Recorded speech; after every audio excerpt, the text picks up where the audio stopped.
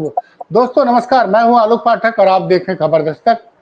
अभी हाल ही में एनसीआरबी के आंकड़े आए थे जिसके अनुसार महिला अपराध के मामले में उत्तर प्रदेश पूरे देश में नंबर 1 पर था। अफसोस की बात है कि आज हम जिस मुद्दे पे बात कर रहे हैं वो फिर महिला अपराध से जुड़ा हुआ है। अखबारों में यूपी सरकार बड़े-बड़े विज्ञापन छपवाती है और एक-एक दिन के विज्ञापन करोड़ों के होते हैं। चैनलों पे विज्ञापन आता है, रेडियो में विज्ञापन आता है कि उत्तर प्रदेश में बहन-बेटियां बहुत सुरक्षित हैं। लेकिन हकीकत क्या है जरा इसको आप समझिए। कल यानी 11 अक्टूबर को लखनऊ से लगभग 20 किलोमीटर दूर एक जगह पड़ती है बंथरा। आप उसको अब शहर का हिस्सा मान सकते हैं।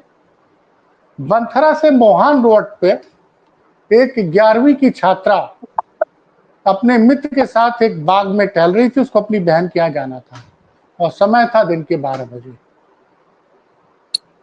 4 वहशी दरिंदे आते हैं, उसके दोस्त को मार के भगा देते हैं। वो लड़की हाथ जोड़ती है, चिल्लाती है, लेकिन वो दरिंदे मानते नहीं है, उसकी इज्जत आबरू लूट लेते हैं। मैं ये सारी कहानी इसलिए बता रहा हूँ कि घटना कल दिन की थी और इसके बारे में कल शाम होते-होते एफआईआर दर्ज हो गई थी। पुलिस ने कम से कम इस मामले में तुरंत एफआईआर दर्ज की, लेकिन नेशनल मीडिया इस खबर को दबाए रखा था। लगभग पूरे 24 घंटे नोएडा के टीवी चैनल इस पर खामोश बैठे रहे। वहीं दूसरी तरफ महाराष्ट्र के माफ कीजिएगा, पश्चिम बंगाल के दुर्गापुर में एक एमबीबीएस कर रही छात्रा अपने मेडिकल कॉलेज से 200 मीटर दूर खाना खाने अपने मित्र के साथ जा रही थी। वहां भी ऐसी घटना आती है। 5 दरिंदे आते हैं, उसके बॉयफ्रेंड को मार के भगा देते हैं, उस लड़की के साथ दुष्कर्म करते हैं और उस दुष्कर्म की खबरें सारे नोएडा मीडिया के चैनलों पे हेडलाइन बनी हुई। वहां पे भी पुलिस ने आरोपियों को गिरफ्तार कर लिया, लेकिन वो खबर हेडलाइन पे बनी हुई है। यहाँ क्या हो रहा है, यहाँ एक बड़े चैनल की हेडलाइन है कि लखनऊ के दुष्कर्म के आरोपी पर पुलिस ने की बड़ी कार्रवाई। तो मुझे तो लगता है कि ममता बनर्जी के अधिकारियों को, बंगाल के अधिकारियों को उत्तर प्रदेश सरकार के सूचना विभाग के अधिकारियों से ट्रेनिंग लेनी चाहिए, ताकि सामूहिक दुष्कर्म की खबरें नेशनल मीडिया की हेडलाइन न बने। हमारे साथ समाजवादी पार्टी के प्रवक्ता हैं, उनके सैनिक प्रकोष्ठ के अध्यक्ष हैं कर्नल शरद सरन साहब। ये जो लखनऊ में हालात है साहब, तो मैं प्रदेश की क्या बात करूं। और सबसे मैं आपका एक बयान पे ध्यान आकृष्ट कराना चाहूंगा। बंगाल में भाजपा के नेता शुभेंदु अधिकारी, उन्होंने कहा कि बंगाल को यूपी मॉडल की सख्त जरूरत है।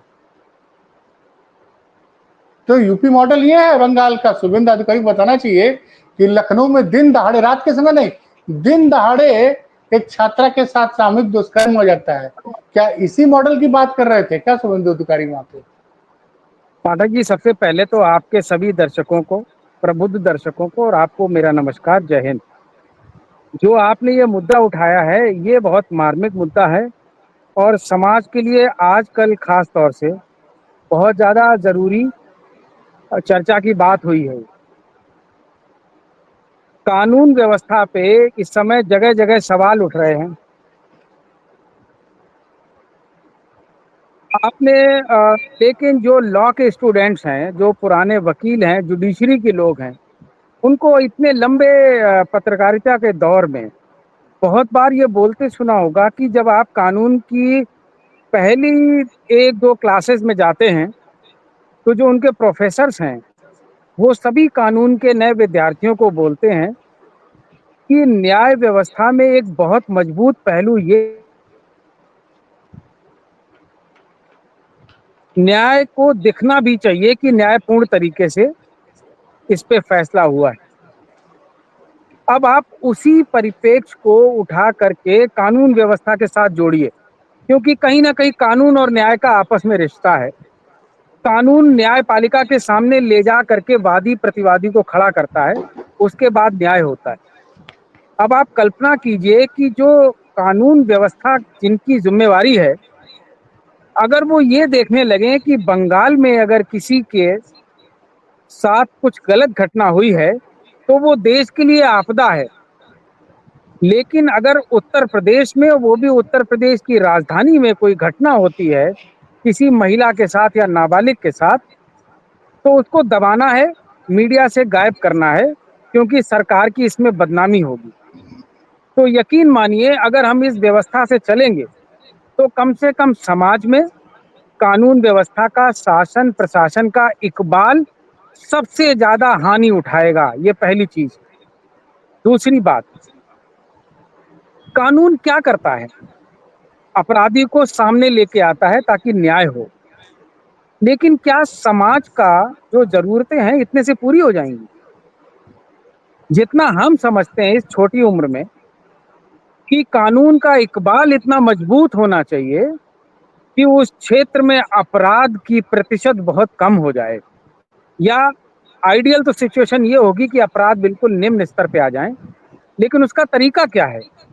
जब अपराधियों में ये संदेश जाएगा कि कानून सभी अपराधियों के लिए बराबर है और कानून बहुत कड़ी स्थिति से प्रतिपादित किया जा रहा है और कार्रवाई सबके ऊपर बराबर होगी और कड़ी होगी, लेकिन अगर कहीं ना कहीं हमें ये अंदेशा हो कि सरकार इस पे ज्यादा ध्यान देगी कि सरकार का चेहरा सुरक्षित रहे, उसके बाद ये देखेगी कि अपराध करने वाले किस जाति विशेष के हैं, किसके साथ अपराध हुआ वो किस जाति या धर्म के हैं, अगर उसके आधार पे काम करेंगे तो स्वाभाविक है कि कुछ समाज के लोग डरेंगे उस कानून व्यवस्था से और कुछ समाज के लोग बहुत ही ज्यादा राक्षसी प्रवृत्ति के हो जाएंगे। और ये उत्तर प्रदेश पिछले 9 साल से कम यही चीज देखता आ रहा है कि जब तराजू तौलते हैं तो दोनों पलड़े बराबर नहीं किए जाते। अगर आप दोनों पलड़े बराबर नहीं करेंगे, यानी कि समाज में धार्मिक और जातीय स्तर से ऊपर उठ करके हर अपराधी को अपराधी और हर अपराध को अपराध नहीं मानेंगे, तो अंततः देखिए आज 9 साल के बाद उत्तर प्रदेश की स्थिति कहाँ पहुंच गई है।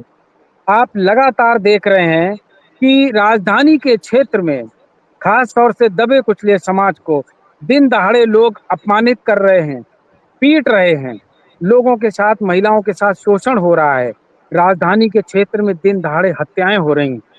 और मैंने कम से कम अपने जीवन में इस तरीके की कहानियां कहीं नहीं सुनी कि दल विशेष के, सत्ता विशेष के नेता और कार्यकर्ता ऑनलाइन और सड़क पे ऑफलाइन सबके सामने ना सिर्फ पुलिस वालों को धमकाते हैं, ना सिर्फ पुलिस के अधिकारियों को धमकाते हैं, बल्कि पुलिस वालों को पीटते हैं, उनके बिल्ले नोचते हैं। ऐसे में आप कैसे तुलना करेंगे कि भारतीय जनता पार्टी को, जिसमें बंगाल की महिला महिला दिख रही है और उत्तर प्रदेश की राजधानी की महिला दिखाई ही नहीं दे रही है, तो न्याय की क्या उम्मीद रखेंगे? जी नहीं कर्नल साहब, देखिए सवाल ये नहीं उठता, सवाल ये उठता है कि हम दिन के उजाले में भी अगर कोई लड़की, वो अगर मीडिया रिपोर्ट्स को माने तो नाबालिग है, 11th में पढ़ती थी, अब वो लड़की अगर दिन के उजाले में भी सेफ नहीं है, वो भी लखनऊ में, तो किस महिला सुरक्षा का दावा ये लोग करते हैं, किस महिला सुरक्षा का विज्ञापन ये लोग करते हैं? मैं आपकी और बात से मीडिया, पाठक जी सहमत नहीं हूँ, मुझे माफ कीजिएगा, मैं आपकी बात से सहमत नहीं हूँ, क्योंकि अगर मुझे ठीक ठीक याद आ रहा है तो कुछ दिन पहले की ही तो बात है, देश के गृह मंत्री ने उत्तर प्रदेश की सरजमी से पूरे देश को बोला था, अब कानून व्यवस्था की इतनी अच्छी हालत है कि महिलाएं रात में 12 बजे सोने के जेवरात पहन के घूम सकती हैं कहीं पे भी। और आप ये कह रहे हैं कि उत्तर प्रदेश की राजधानी में दिन दहाड़े राजधानी के क्षेत्र में एक नाबालिग का शोषण हो जाता है। कौन कौन सुनेगा, कौन आपकी पाठक जी? कोई नहीं नहीं नहीं सुनने वाला, कोई भाई, मानेगा ही नहीं। अब ये तो अब ऐसा है कि ये मामला तो उठ गया है, कल से कुछ वेबसाइट्स पे चला था, अब थक हार के नोएडा के चैनल्स को भी खबर चलानी पड़ रही है, लेकिन वो दूसरे एंगल से चला रहे हैं। वो क्या चला रहे हैं कि रात में एक आरोपी था ललित नाम का, उसको पुलिस मुठभेड़ हुई, उसके पैर में गोली लगी। तो ये बता रहे हैं कि लखनऊ में सामूहिक दुष्कर्म के मामले में यूपी पुलिस ने की बड़ी कार्रवाई। भाई, लखनऊ पुलिस का काम ये होना चाहिए कि अब जो योगी जी कहते हैं कि उत्तर प्रदेश में या तो अपराधी जेल में है या जेल छोड़ के प्रदेश छोड़ के जा चुके हैं या ऊपर है, तो ये कौन से लोग हैं? आप देखिए ना, हर जगह से इस तरह की घटनाएं रोज आ रही है, और ये घटना कोई छोटी मोटी घटना नहीं है। 11वीं की छात्रा, और जो उसका उस घटना का सबसे शर्मनाक पहलू है कि उसकी बहन को डिलीवरी हुई थी, तो वो अपने एक दोस्त के साथ डिलीवरी के लिए अपनी बहन से मिलने जा रही थी। तो पेट्रोल पंप के बगल में बाग था, वहां बैठ के लोग रुक गए होंगे, थक गए होंगे, तो बात कर रहे होंगे। अब कोई दिन में भी अपने दोस्त के साथ किसी पार्क या किसी बाग में नहीं टहल सकता है, और आप कह रहे हैं कि उत्तर प्रदेश में कि ऐसी उत्तर प्रदेश की इसी कानून व्यवस्था के मॉडल को इनके नेताजी कह रहे हैं कि बंगाल को भी इसकी जरूरत है, मतलब बंगाल में भी सत्यानाश हो जाए। पाठक क्योंकि जी, यहाँ मैं में इसमें दर्शकों, दो ना नहीं, एक बता दूं, बंगाल में दर्शकों बता दूं कि दुर्गापुर में जिस मेडिकल कॉलेज की छात्रा के साथ दुर्व्यवहार हुआ है, दुष्कर्म हुआ है, वो रात के समय का मामला था। रात को उसमें मेडिकल कॉलेज से 150-200 मीटर वो कहीं खाना खाने जा रही थी, तो अगल बगल जंगल था। यहाँ तो दिन का मामला है, और इनके नेता कह रहे हैं कि बंगाल को योगी के इसी मॉडल की जरूरत है बंगाल को। जब महिला अपराध के मामले में उत्तर प्रदेश देश के टॉप राज्यों में आ रहा है। अब इसमें ना पाठक जी एक्चुअली 3 पक्ष हैं। आपने थोड़ा लंबा सवाल किया है। इसमें 3 पक्ष हैं। सबसे पहली बात तो आप ये गांठ बांध के रख लीजिए कि किसी भारतीय जनता पार्टी के नेता ने अगर कोई भी बयान दिया है, चाहे वो किसी प्रदेश का हो, अगर वो आयातित नेता है, किसी दूसरे दल से भारतीय जनता पार्टी में आया है, तो मान के चलिए कि ईडी में और सीबीआई में उसकी फाइल खुली होगी, इसलिए वो पार्टी में होगा और इसलिए वो भारतीय जनता पार्टी की पक्ष की बात रख रहा होगा। अब क्योंकि आपने नाम दिया है तो उनको सब जानते हैं। शुभेंदु अधिकारी जी के बारे में कौन नहीं जानता? भारतीय जनता पार्टी ने उनकी कितनी फाइलें खोल रखी थी। दिन रात सीबीआई, ईडी, एयर इंडिया की हवाई जहाज से दिल्ली, कलकत्ता की ट्रिप्स लगाती थी उनके लिए, और अब वो भारतीय जनता पार्टी के बंगाल प्रांत के प्रदेश अध्यक्ष हैं। तो वो जो कुछ भी कहें हमें स्वीकार करना पड़ेगा। उन्हें तो अनुभव भी है इन सब चीजों का। अलग अलग तरह के अपराध हैं जो उनकी फाइलें हैं, जो भारतीय जनता पार्टी की सरकार में ही अभी बंद चल रही हैं। सहमति होना पड़ेगा, क्योंकि भारतीय जनता पार्टी ने ही बताया कि वो बहुत बड़े अपराधी हैं। तो आप एक अपराधी की अपराध पे अगर बात नहीं मानते हैं, तो मुझे लगता है कि शायद ये ठीक नहीं होगा। लेकिन एक बात बताइए, एक मेरी छोटी सी इस पे टिप्पणी भी बड़े सम्मान के साथ स्वीकार कीजिएगा। किसी महिला के साथ शोषण हो, रात में हो या दिन में हो, किसी नाबालिग का शोषण हो, रात में हो या दिन में हो, मेरा मानना है अपराध है।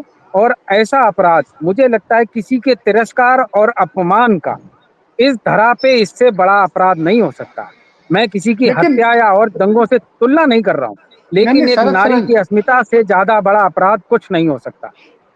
लेकिन इसी जी राज्य में अमित शाह ने 2022 में बयान दिया था कि योगी की सरकार में कानून व्यवस्था इतनी सुधर गई है कि जो समाजवादी पार्टी की सरकार में महिलाएं 5 बजे के बाद घर से निकलती नहीं थी दिन में, वो रात को जी 2 बजे भी गहने पहनकर सोने के घूमने जवाहरात। जाती। हाँ, घूमने जा नहीं, सकती वो हैं। उसमें भी देखिए पाठक जी, गृह मंत्री जी की कोई गलती नहीं है। हाँ, दो तीन नए पैरामीटर हैं उत्तर प्रदेश के गृह मंत्री के, जिसके बारे में उन्होंने बताया नहीं होगा। और उत्तर प्रदेश के गृह मंत्री आदित्यनाथ जी हैं।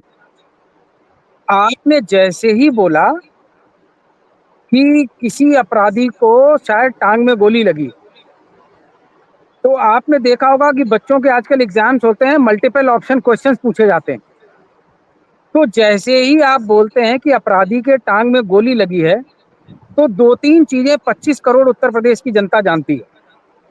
पहली बात तो अगर किसी के पैर में अपराधी के गोली लगी, तो वो योगी जी का स्वजाति नहीं होगा, ये पूरा प्रदेश जानता है।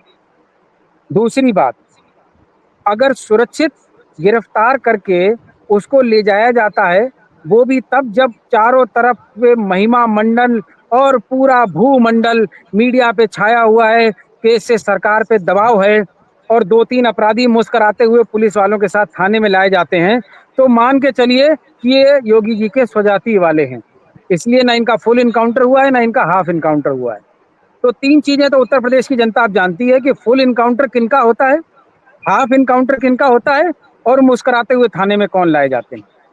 मैंने यही कहा नहीं कि मतलब आप क्या अपराधियों नहीं की नहीं शरद जी आप ये आरोप लगा रहे हैं कि जी, अपराधियों की जाति देखकर योगी की पुलिस कार्रवाई कर रही है, इसलिए यहाँ पे अपराध रुक नहीं रहे हैं। एक शब्द और जोड़ना चाहूंगा इसमें पाठक जी, हाँ। अपराधियों के धर्म और जाति को देख के वर्गीकरण होता है। उसके बाद ये फैसला होता है कि वादी किस जाति या धर्म का है, प्रतिवादी किस जाति या धर्म का है। तब पुलिस तय तय करती है कि अब उनका कर्म धर्म क्या है। अब जब व्यवस्था ही ऐसी है तो इसमें हम और आप क्या कर सकते हैं। सरकार स्वयं में लोकतंत्र में इतनी शक्तिशाली होती है कि वो अपनी इच्छा शक्ति पे चलती है।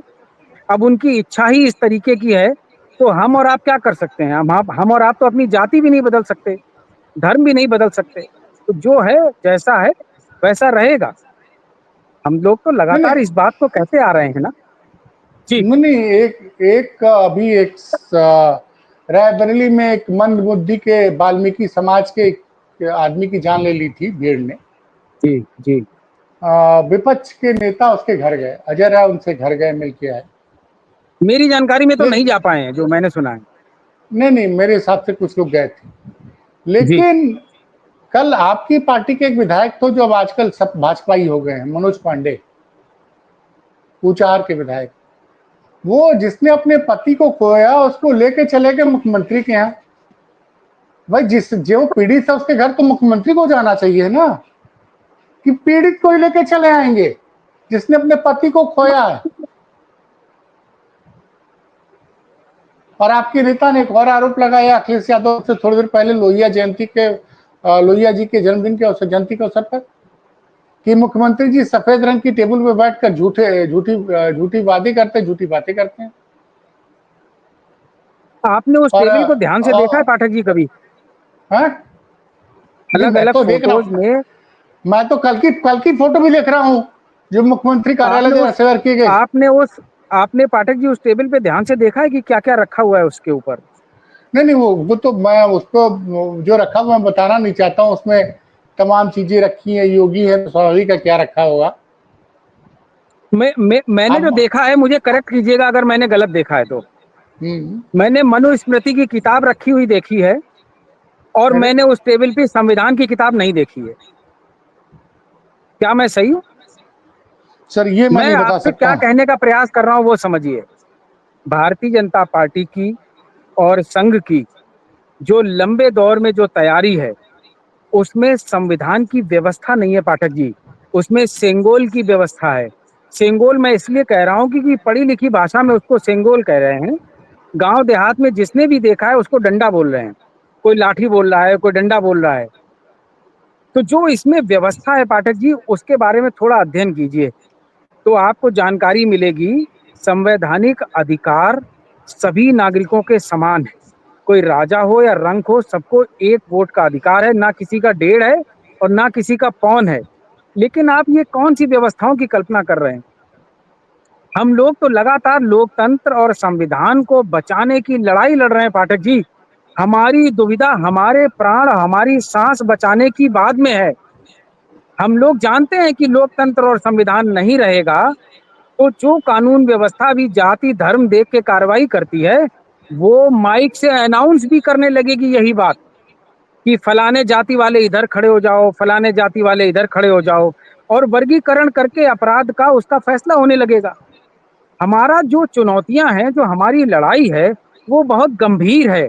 आखिर क्यों पत्रकारिता के साथी लोग इस बात को समझने का प्रयास नहीं कर रहे हैं कि जो हमारी लड़ाई है वो 90% समाज के बढ़ते हुए, अनवरत बढ़ते हुए शोषण के खिलाफ है। हम सिर्फ इतनी मांग रखते हैं, अपराधी को अपराधी मानिए, अपराध को अपराध मानिए। चाहे वो किसी धर्म का हो, चाहे किसी जाति का हो। आपका अपराधी खनन माफिया बनेगा, 80 गाड़ियों से चलेगा। और हमारा अगर जिसको बोलेंगे आप पीड़ित समाज का है तो उसके लिए व्यवस्थाएं मैंने 3 वर्गीकरण बता दिए। एक मुस्कुराता हुआ थाने में आएगा, एक हाफ इनकाउंटर से आएगा, एक फुल इनकाउंटर से आएगा।